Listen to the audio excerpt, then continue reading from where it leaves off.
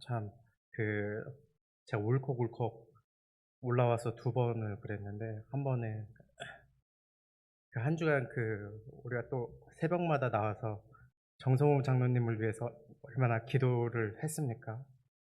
근데 또 주일에 와서 이렇게 예배드릴 수 있게 해 주심에 감사드립니다 하는 게 참 이게 형식적이지 않구나. 정말 그 마음의 간절함이 드러나는구나. 그런 생각이 들었고, 또 제가 오늘 사랑에 대해서도 좀 같이 나누려고 했는데, 또 서로 사랑하자고 또 먼저 찬양해 주셔 가지고, 어쩜 우리 권사 찬양대는 저 할 때마다 항상 쓰셔서 먼저 그 앞길을 닦아 주시니 제가 너무나 감사한 것 같습니다. 우리가 무질서한 이 세상에서 사는 것 같아 보여도요, 이 세상이 얼마나 질서정연한지 모릅니다. 하나님은 질서의 하나님이시기 때문에 그렇습니다. 그 창조물들도 그래서 다 질서를 가지고 다 살아가고 있는 것이죠. 죄 많은 인간들만이 그 질서 속에서 무질서를 만들어내지, 정말 이 세상 모든 것들은 질서를 가지며 살아가고 있습니다. 모든 만물에 있어서는, 저는 또 이과생이다 보니까 법칙이라는 것이 다 존재하지 않습니까? 물은 항상 같은 온도에서 끓고, 또 항상 높은 곳에서 낮은 곳으로 떨어지고, 그리고 에너지가 높은 곳에서 낮은 쪽으로 흘러가는 것들, 그런 것들을 보면서 하나님께서 다 정해 놓으셨구나. 그래서 과학자들이 발명했다라고 하지 않고 그런 것들을 찾아내면 뭐라고 합니까? 발견했다고 합니다. 이 법칙을 발견했다고 이야기하는 거예요.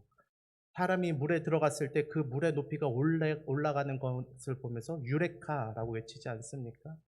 발견했다라고 이야기합니다. 하나님께서 이 자연 만물 속에 다 정해 놓으신 것들이 그 질서 정연하게 다 존재하는 것이죠. 우리가 알지 못한다 뿐이지, 하나님께서 이 창조하신 창조의 원리와 섭리가 이 땅 곳곳에, 이 자연 만물의 곳곳에 다 드러나 있다라는 것입니다.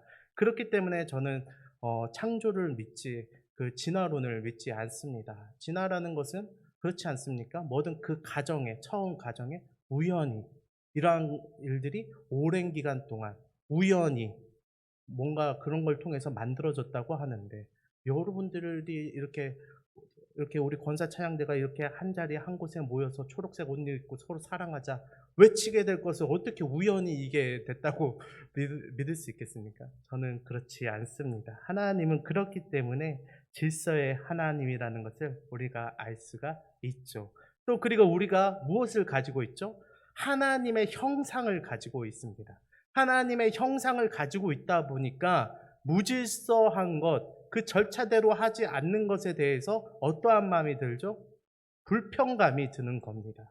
사람은요, 무질서한 것을 보면 불편한 마음이 드는 게 당연한 것입니다.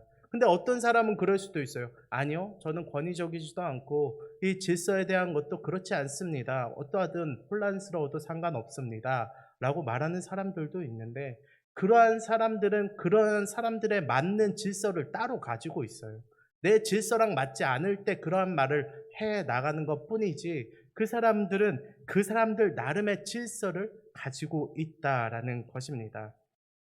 그러니까 이 모든 것들이 하나님께서 질서의 하나님이시다라는 것을 다 보여주고 있는 셈이죠. 그 질서를요, 하나님께서 우리가 읽은 이 고린도 전서에 보면 이 고린도 교회에 보여주십니다. 담임 목사님께서도 계속 고린도 전서에 대해서 말씀해 주시는데, 이 고린도 지역에 하나님께서 자신의 질서를 보여주시는 내용이 12장부터 오늘 14장 40절까지의 내용인 것이죠. 그럼 하나님께서 왜 이러한 일들을 이 지역 가운데 행해졌는지 우리 하나하나 차근히 알아보면서 같이 나아갔으면 좋겠습니다. 이 고린도 지역은 어떤 지역이었을까요? 예를 들어서 여러분들은 혹시 여러분들과, 이런 말을 하면 조금 제가 분란을 조장할 수 있지만, 맞지 않는 지역이 있나요? 잘 맞지 않는 지역의 사람들 혹시 있습니까? 뭐 남편과 같은 지역? 저는 있습니다. 저는 군대에 있을 때 3번을 싸웠습니다. 왜 싸웠냐면 제가 정의감이 좀 있는 사람이에요. 그래서 불의를 생각보다 잘 보질 못해요. 생각보다 그렇게 안 생겼거든요. 제가 그렇게 안 생겼고 힘도 약하고 능력도 없는데 이상하게 불의를 잘 못 봐요. 그래서 군대에 딱 들어갔는데 훈련소에서 막 저기 다른 지방 애들이 막 서울 애들을 막 괴롭히는 거예요. 또 한 명을 막 괴롭히는 거예요. 못 참겠는 거예요. 못 참겠는 거예요. 참다가 제가 막 멱살을 잡고 막 소리를 쳤습니다. 그러니까 막 주변에 친구들이 말리고 이런 일들이 한 3번 정도 있었습니다. 근데 3번 다 보니까 그 경상도 애들이더라고요. 그 경상도 애들 죄송합니다. 제가 경상도 죄송합니다. 경상도 분들이 계실 텐데 그 경상도 애들이 말이 세잖아요. 사투리를 세게 하다 보니까 말이 세요. 근데 저는 그게 시비 거는 걸로 자꾸 들리고 자꾸 싸우자고 하는 것처럼 보이니까 저 역시도 갑자기 분을 냈던 것이죠. 근데 참 제가 아이러니하게도 저도 경상도 사람이거든요. 그 포항에서 태어났습니다. 그래서 그런지 뭔가 이 남자들과의 그런 마찰이 있어서 그런지 이상하게 경상도 사람 제가 그래서 항상 봅니다. 뭔가 나랑 맞지 않고 뭔가 센 사람들 보면 경상도 사람 아닌가? 약간 이런 의심을 조금 가지고 왜냐면 제가 조심하려고 제가 오해 안 하려고 그러한 생각들을 가지는 것이죠. 오늘날 이 고린도 지역도 그렇습니다. 담임 목사님께서 이 고린도 지역이 어떤 지역인지 잘 설명해 주셨는데 이 고린도 주변 사람들이 그 당시에 유행하던 말이 있었어요. 그 말이 무슨 말이냐면 아유 너 고린도인이지? 이 말이 유행했다는 거죠. 그 당시에. 아유 너 고린도인 아니야? 이 말이 유행했었습니다. 이 말이 왜 유행했습니까? 그 사람들만의 나타나는 그 지역 사람들만의 나타나는 모습이 있다는 거예요. 어떠한 모습이 그럼 나타나냐? 문란하고 탈선된 행동, 철없고 망나니 같은 행동, 하늘 높은 줄 모르고 질서가 전혀 없는 행동을 하는 사람들이 바로 이 고린도 사람들이었다라는 것이죠. 여러분들은 그 오렌지족 알고 계십니까? 저는 사실 오렌지족을 잘 모르는 세대의 사람이지만 오렌지족이 아마 그러지 않았을까 싶습니다. 예전에 그 약간 부자 그 2세들이나 아니면 유학 다녀온 그 돈 많은 집 자제들이 그 좋은 차 타고 다니면서 그 오렌지 들고 다니면서 이렇게 야타 하는 것처럼 그 맞나요? 그게 오렌지족 맞나요? 뭐 그런 게 있었다고 합니다. 예전에. 이러한 사람들이 고린도 사람들의 모습이었을까? 저 역시 한번 생각을 해 봤습니다. 구약에서는 이 소돔과 고모라가 아마 이 고린도 지역과 아마 좀 결부가 되지 않을까 싶습니다. 그, 아브라함과 누구죠? 롯이 이렇게 쳐다보니까 이 땅이 얼마나 좋습니까? 비옥하고 너무나 좋은 땅 가운데에 사람들도 즐겁게 사는 모습들을 보면서 야 저기가 진짜 천국과 같은 도시다 해서 롯이 갔더니만 거기에는 너무나 문란하고 문제들이 많았지 않습니까? 그 같은 모습들이 바로 이 고린도 지역의 사람들이었다. 이 돈이 모이고 사람이 모이니까 문란해지고 돈 자랑하는 곳이 바로 이 고린도 지역이 아니었나 싶습니다. 하지만 하나님께서는 소돔과 고모라를 어떻게 했습니까? 불로써 심판했습니다. 그 심판하는 모습을 보여주시면서 이 하나님이 이 땅 가운데 정의를 행하시는 역사의 주관자라는 것을 구약 시대에는 보여주셨지만 하나님께서 노아 시대 이후로는 내가 물로써 심판하지 않겠다라고 이야기하지 않으셨습니까? 그래서 이 고린도 사람들을 향하여서 그들을 심판하셨습니까? 그렇게 안 하셨습니다. 하나님께서는 예수 그리스도를 보여주시고 그리고 승천하신 그 이후에 이 고린도 지역에 대하여서 그곳 가운데 복음을 더하셨습니다. 로마서 5장 20절에 보니까요. 율법이 들어온 것은 범죄를 더하게 하려 함이라. 율법이 더욱더 밝히 드러나고 율법이 깍듯해지는 곳 가운데서는 거기에 범죄가 얼마나 심했는지가 드러납니다. 그러나 죄가 더한 곳에 은혜가 더욱 넘쳤다라고 성경은 기록하고 있는 것이죠. 그러니까 뭐냐? 죄가 너무나 극심하지 않습니까? 그러니까 예수 그리스도의 복음이 그곳에서 너무나 밝게 빛나는 것입니다. 그곳에 야 누가 저런 곳에 복음을 전해? 누가 예수 믿고 거기서 구원을 얻어? 라고 생각했지만 막상 그곳에 복음이 떨어지니까 그 복음이 그 어두운 곳 가운데 너무나 밝게 빛나는 것이죠. 저는 어렸을 때 저희 할아버지가 거제도 사셔가지고 거제도 많이 내려갔습니다. 그러면 밤에 엄마 아빠 다 잘 때 몰래 후레쉬 하나 들고 나와서 물고기 잡는다고 바닷가 혼자 가고, 지금은 뭐 위험하다고 큰일 난다고 할 텐데 그때 혼자 가고 막 그랬습니다. 근데 그 밤에 칠흑 같은 곳에 바다에 붙어 있는 그 집이었으니까 거기가 얼마나 진짜 깜깜해. 아무것도 안 보여요. 눈에 바로 앞이 1m 앞이 보이지가 않습니다. 근데 그 후레쉬 고장나서 잘 되지도 않는 그 후레쉬 키면은 그 후레쉬 빛이 얼마나 밝은지. 이게 기술적으로 좋아서 밝은 겁니까? 그렇지 않습니다. 다른 곳이 너무나 어둡다 보니까 이 후레쉬 빛이 너무나 밝게 느껴지는 것이죠. 그렇습니다. 죄가 더한 곳에 예수 그리스도의 복음이 나타나기 시작하니까 그곳이 밝히 비추기 시작하는 것이죠. 복음이 싹트기 시작하는 것입니다. 그래서 그 고린도 지역에 무엇이 생겨났습니까? 교회가 그래서 생겨나게 된 거예요. 교회가 처음부터 딱 있는데 문란해진 게 아니라 그 교회가 그렇게 생겨나게 된 것이죠. 근데 우리가 신앙생활을 해봐서 알겠지만 예수 그리스도 믿는다고 하루아침에 내가 다 달라집니까? 우리의 영혼은 달라지겠죠. 우리의 영혼은 예수 그리스도를 믿고 단번에 구원을 얻어서 우리의 영혼은 달라지겠지만 우리는 늘 죄와 싸워야 되는 겁니다. 그리고 성경을 통하여서 더 알아가는 만큼 그 죄에 대해서 더 잘 싸워낼 수가 있는 것이죠. 근데 이 망나니 같았던 사람들이 하루아침에 예수 믿는다고 완전히 막 바뀌어지겠습니까?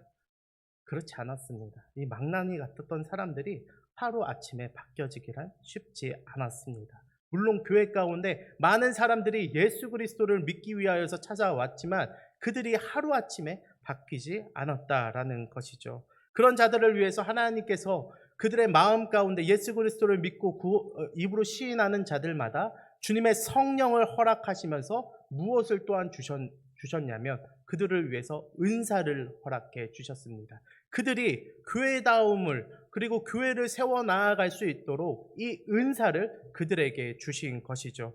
고린도전서 12장 8절부터 10절까지에 그것이 적혀 있는데 제가 읽어드리겠습니다.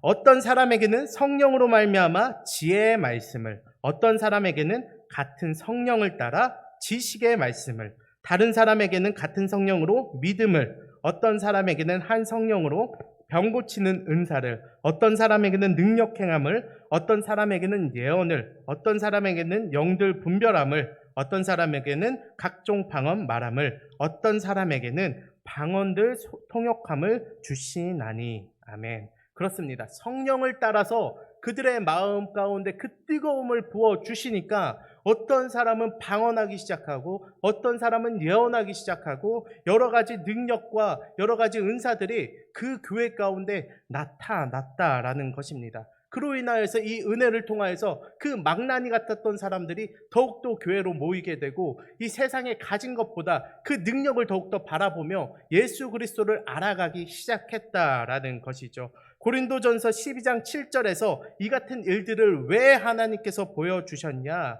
각 사람에게 성령을 나타내심은 유익하게 하려 하심이라. 아, 그렇구나. 하나님께서 유익하게 하기 위해서 그렇게 하셨구나. 각 영혼들마다, 그리고 그 영혼들이 모여서 교회를 이루려 할 때 예수 그리스도의 복음이 더욱더 효과적으로 그 악한 땅 가운데 유익을 드러내기 위하여서 하나님이 이 같은 일을 그 가장 악한 땅 가운데 행하셨구나라고 우리는 말씀을 보면서 알 수가 있는 것이죠.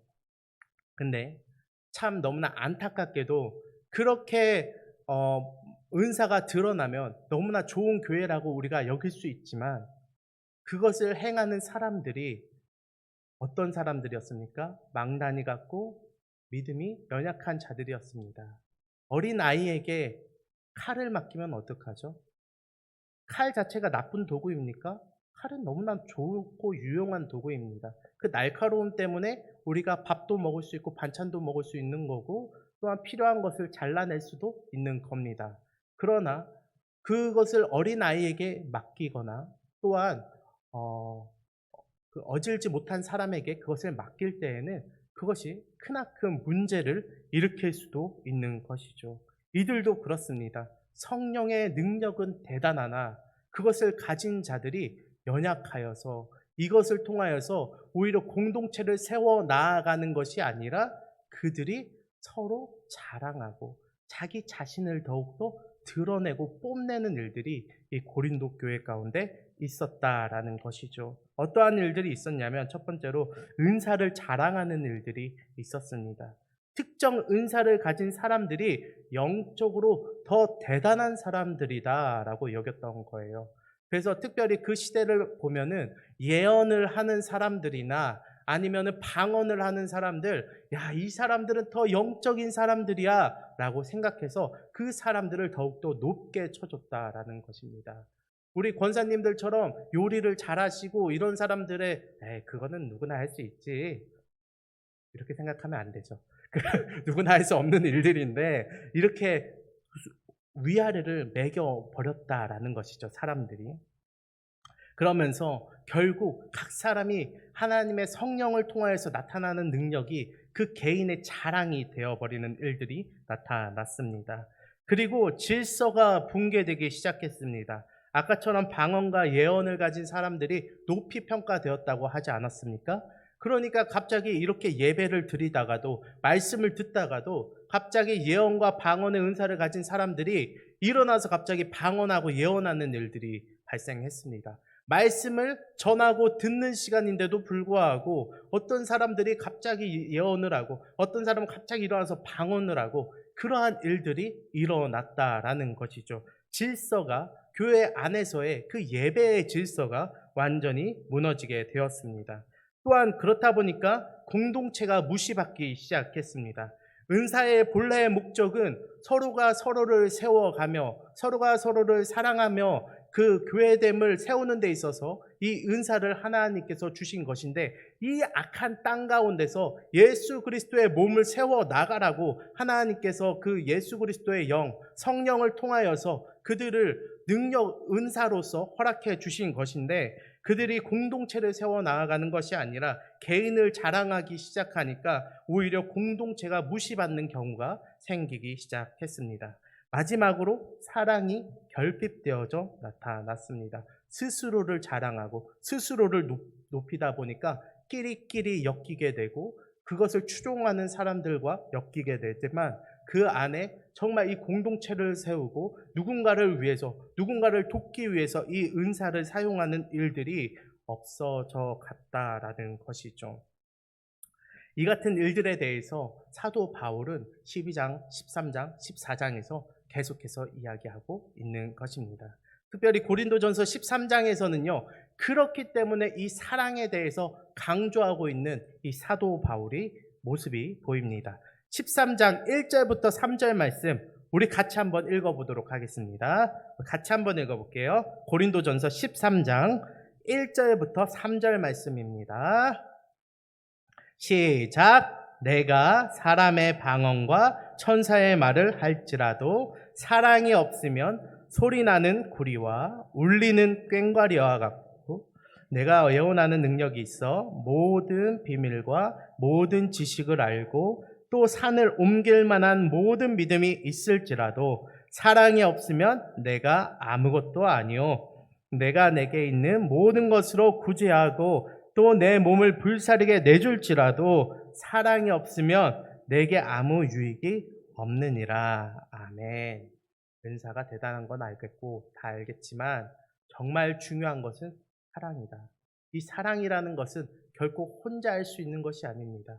공동체를 세워 나아가기 위해서 서로가 한 몸 되어 가기 위해서 그 접착제 역할을 하는 것이 사랑인데 그 사랑 없이는 너희들의 이 은사도 아무것도 아니다. 울리는 꽹과리와 같다. 너희가 몸을 불사르게 줄지라도 사랑이 없으면 아무런 유익이 되지 않는다라고 사도 바울은 그렇기 때문에 소리 높여 이 고린도 교회의 말을 전한 것이죠.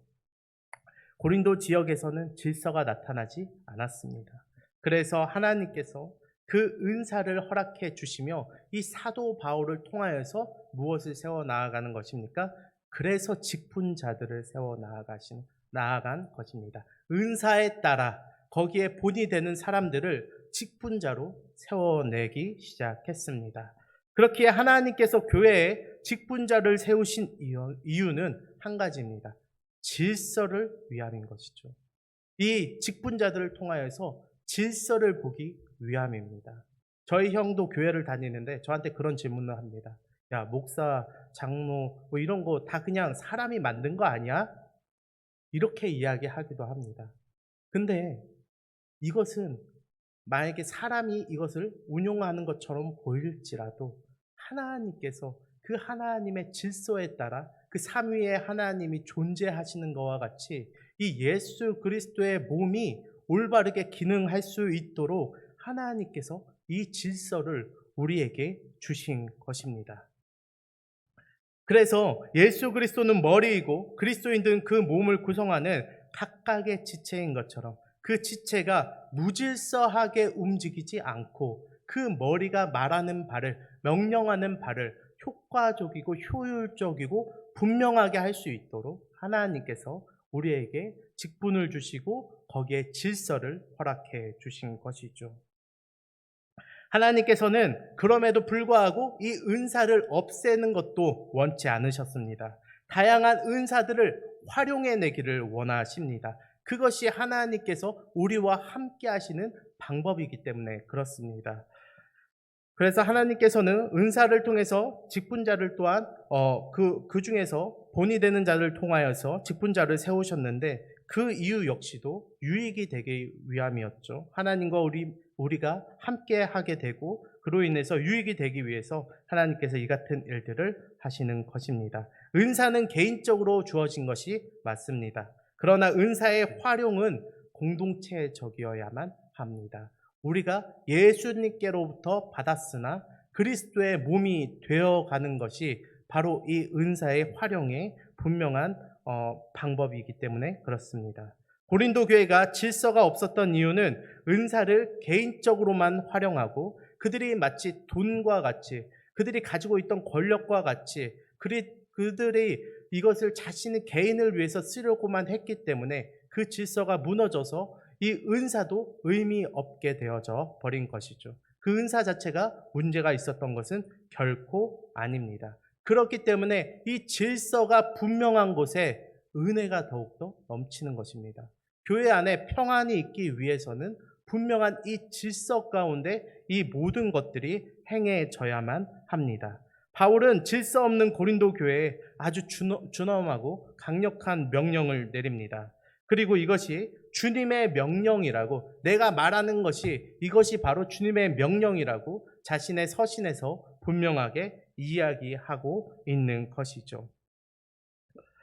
39절에서는 은사를 구하라. 너희들이 하는 은사 자체가 문제가 되지 않는다라고 이야기하면서 40절에서는 뭐라고 이야기하냐면, 우리가 보는 성경에는 그 접속어가 나타나지 않지만 원어적으로 보면 거기에 빠져 있는 접속어가 있는데 그러나라는 말씀입니다. 그러나 모든 것을 품위 있게 하고 질서 있게 하라라고 분명하게 이야기하시는 겁니다. 개인의 재능도 너무나 뛰어나고 또한 각 사람마다 특출날지라도 그것이 분명하게 그 하모니를 이루어 나가지 못한다면, 그것이 품위 있게 질서 있게 드러나지 못한다면 그것은 하나님의 말씀이 흐려지는 일입니다. 세상 사람들이 무엇을 보면서 하나님의 말씀이 살아있음을 믿겠습니까? 지금 세상을 보면서 이 세상의 혼란한 가운데 똑같이 혼란한 교회를 보면서 교회도 똑같네라고 이야기하지, 저기 하나님이 살아계시구나라는 것을 느낄까요? 그렇지 않습니다. 예수 그리스도를 모르고 하나님의 말씀을 모르는 자들은 우리들의 질서를 보면서, 우리들의 이러한 모습들을 보면서, 사랑하는 모습들을 보면서 그들은 복음이 살아있구나, 하나님이 살아계시는구나 라는 것을 느낀다라는 것이죠.